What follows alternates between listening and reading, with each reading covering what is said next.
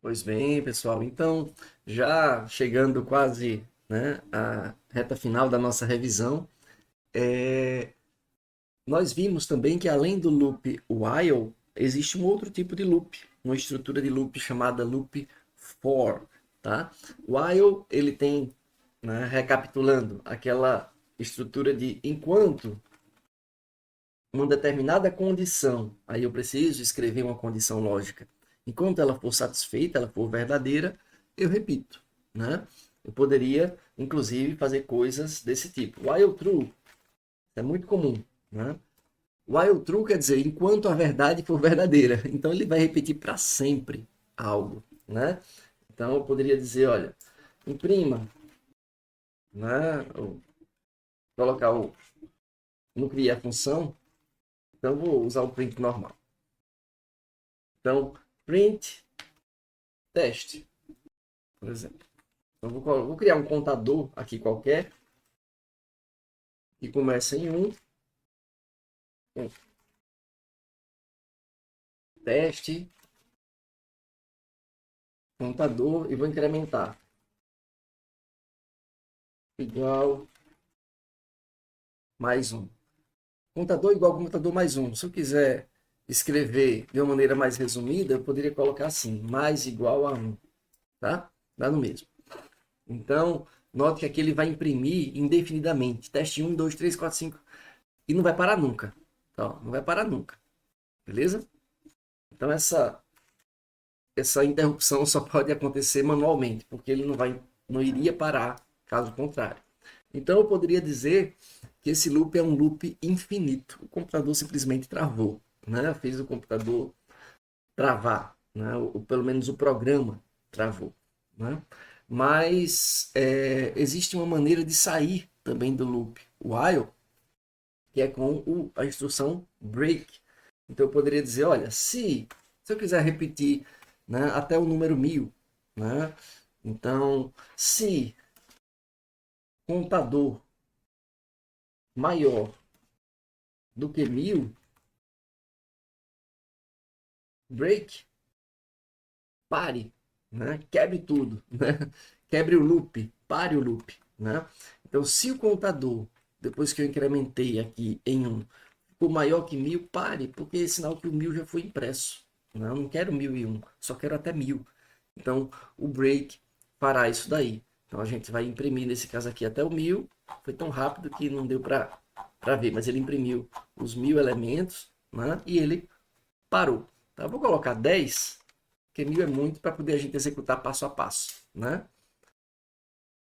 Então, nesse caso daqui, eu esqueci de colocar o ponto de parada. Vou parar na primeira linha mesmo. Pronto. Então,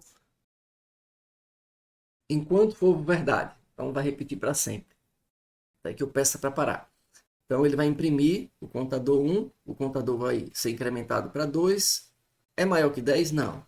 Ele vai de novo. Enquanto for verdade, vai repetir para sempre. Imprimiu, o 2 incrementou para 3. Imprimiu 4, 5 e assim vai. 6, 7, pronto, 9. Ainda não é maior que 10 o contador. Então ainda vou iterar mais uma vez, imprimir o número 10. Quando eu incrementar o contador que for para 11, ele pergunta, é maior que 10 esse 11? É. Aí ele break, acabou, parou a execução do loop. Tá joia?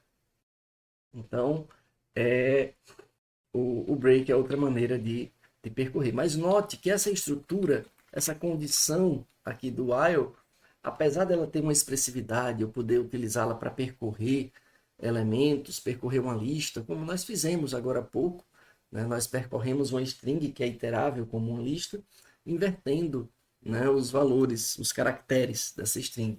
Mas a linguagem, por uma questão de comodidade, também oferece uma outra possibilidade de iteração, de loop, que é o for, que é feito mais especificamente para facilitar o processamento de itens iteráveis, como listas, por exemplo. Tá?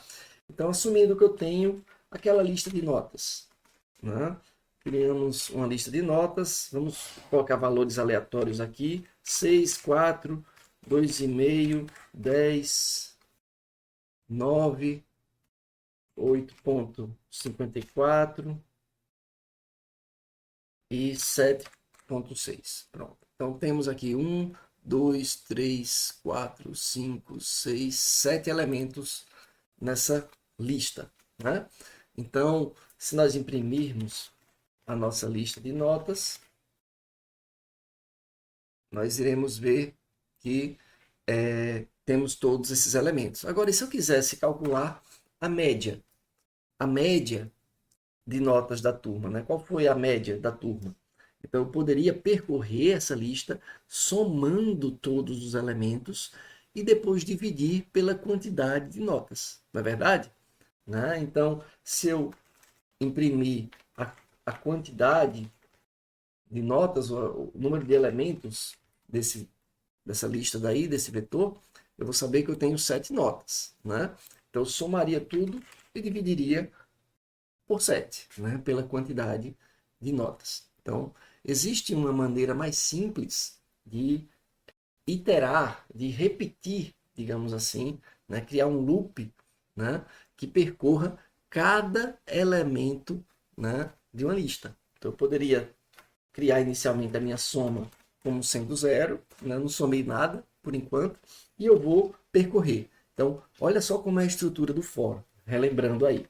Então, for, então eu vou percorrer isso daí, e uma nota, vou chamar de nota, ou de n, do nome que você quiser, pertencente à lista de notas. Basta isso, tá?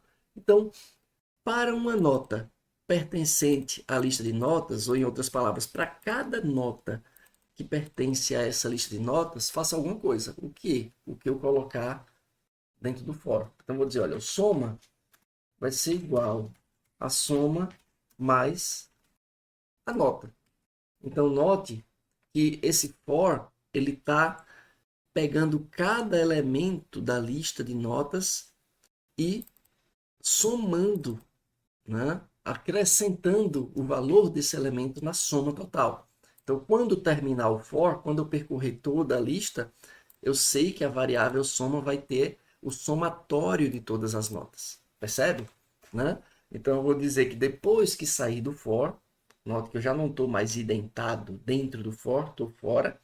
Aí eu vou dizer que a média vai ser igual a soma dividido pela quantidade de notas, pelo len de notas, tá?